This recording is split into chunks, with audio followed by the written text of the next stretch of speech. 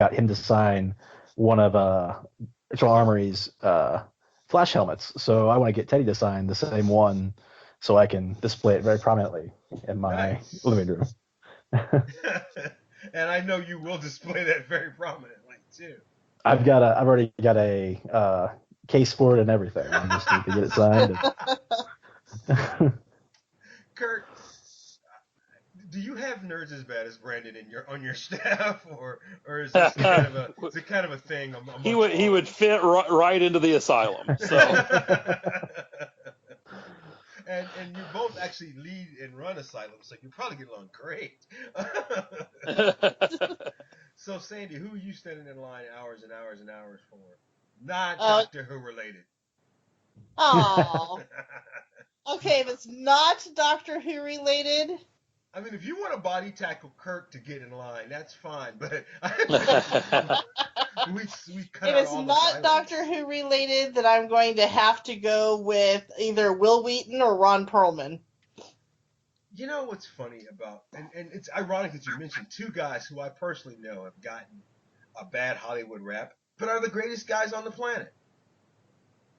And for different reasons that they've both gotten a bad rap. To me, Will Wheaton embodies everything that Fanatics and the Fan is. There would not be a Fanatics and the Fan if it wasn't for guys like him and Kevin Smith. So I'm looking forward to seeing him as much as anybody. But not only I that, have to say, Will Wheaton is phenomenal in his panels. And just a super nice guy when you go up and meet him as well. I've worked with Will because he's been at our show a couple of times before, and you cannot ask for just a sweeter, nicer, more emotionally available person to talk to than Will Wheaton. He's just fabulous. that is so awesome, and I'm looking forward to it. Folks, it is Planet Comicon. It is at Barrow Hall in Kansas City, Missouri. Not Kansas City, Kansas. Of course, Kansas City, Missouri. And it is exactly 4 days, 4 hours, 8 minutes, and 30 something seconds from right now. The list of guests is just insanity. And we've only touched on some of them. Jason Isaacs, John Barrowman, Stephen Amell, Ron Perlman, Billy Piper, Catherine Tate, Will Wheaton, Felicia Day. The list goes on and on and on. You've got your own set of voice actors this year. You got more than just Mr. Tom Kane.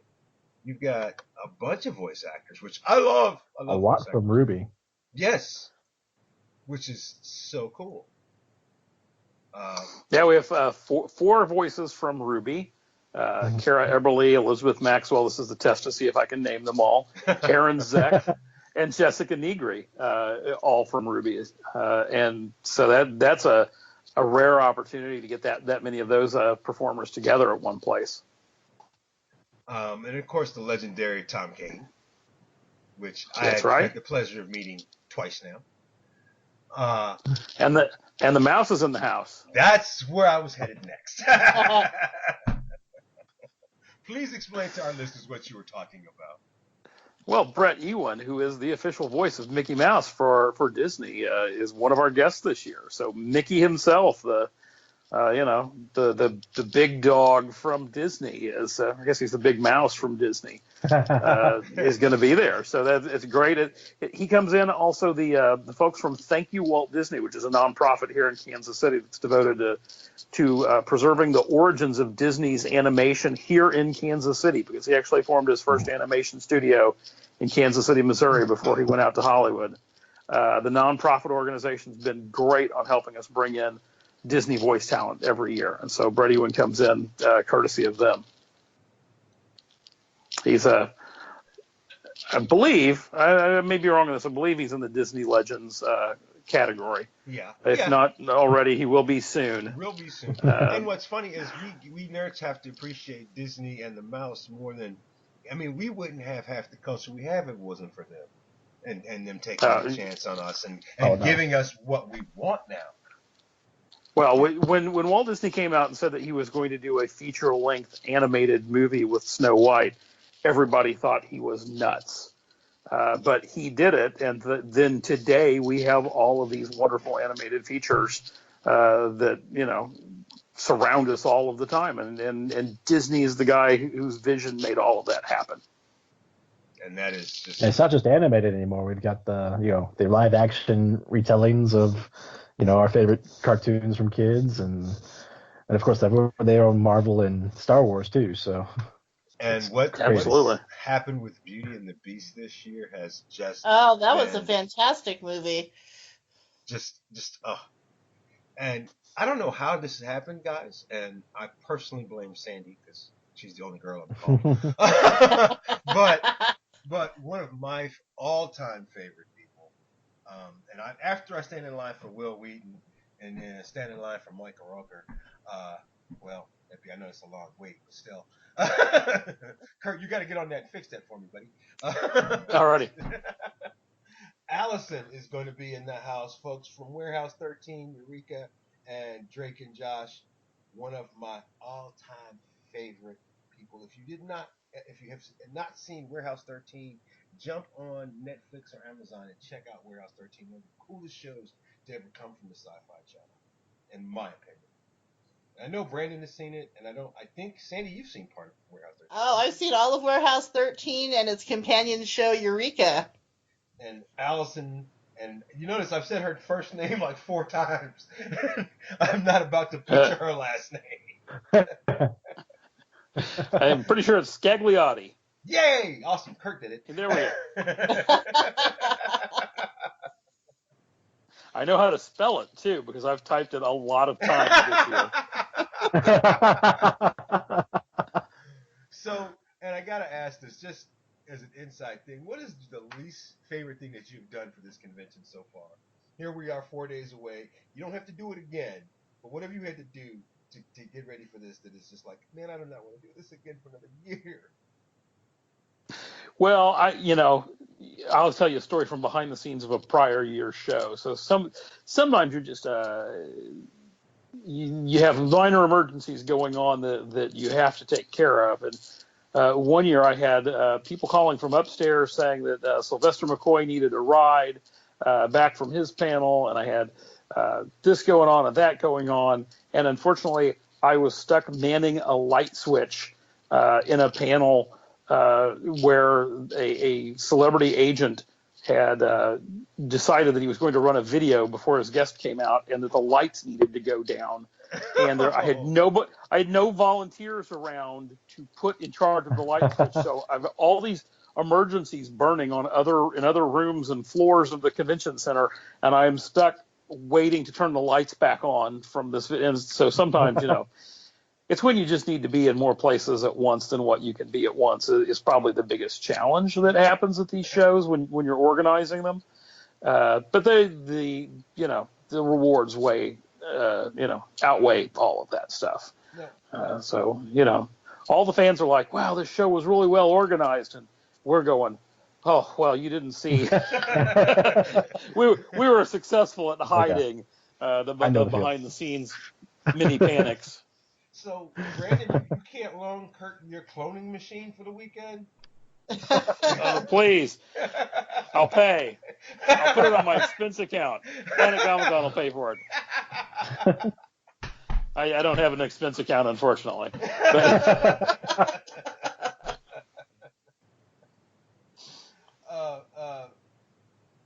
from Gotham, and I can't pronounce Maggie's last name, guys. I'm not going to lie.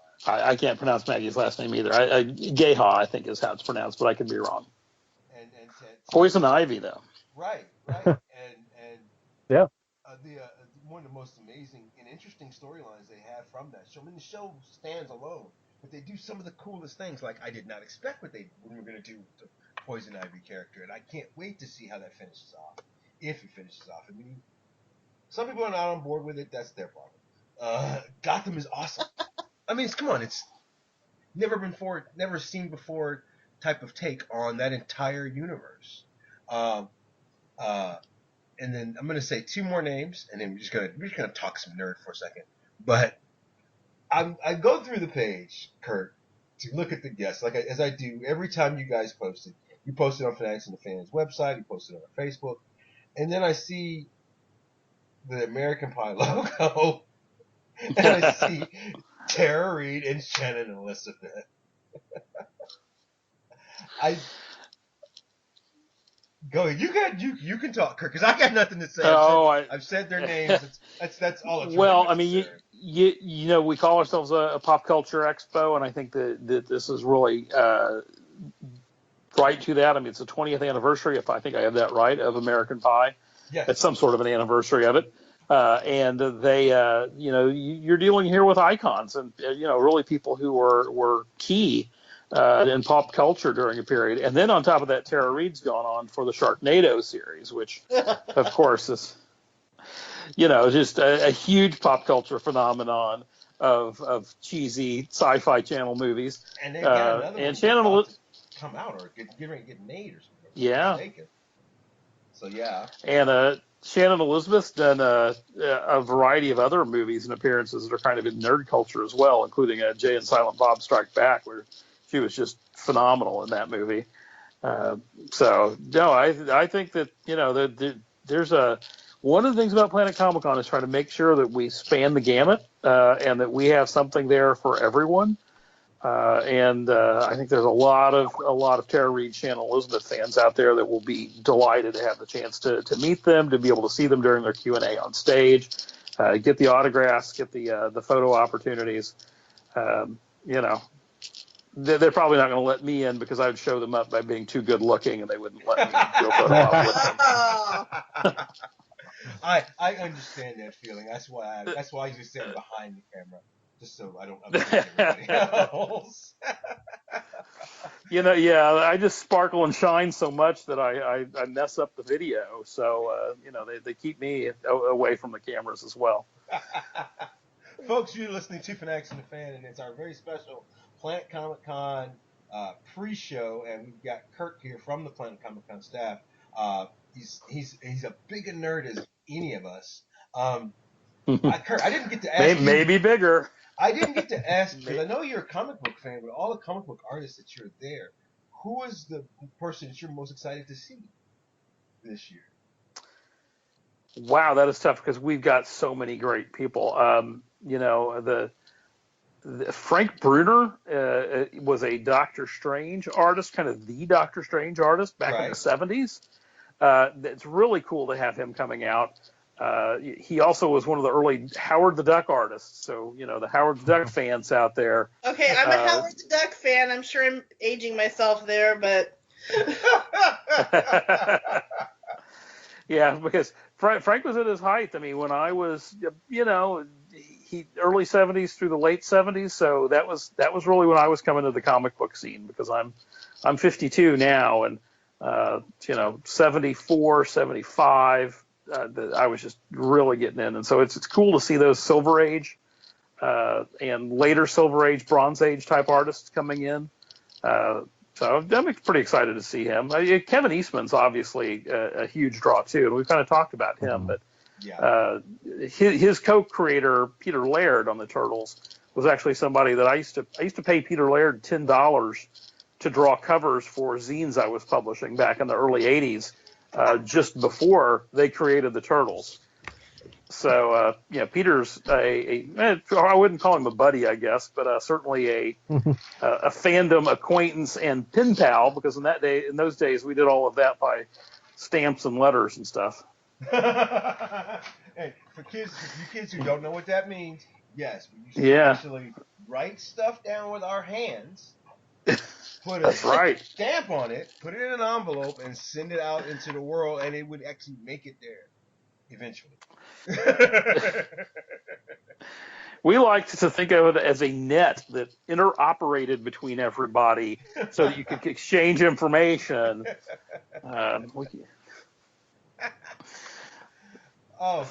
Kirk, thank you so much for joining us again. It's always a pleasure. Folks, it is Planet Comicon at Bartle Hall in Kansas City, April 28th through the 30th. Fanatics and the Fan will be there all weekend. We have a show on the 30th at 3:30.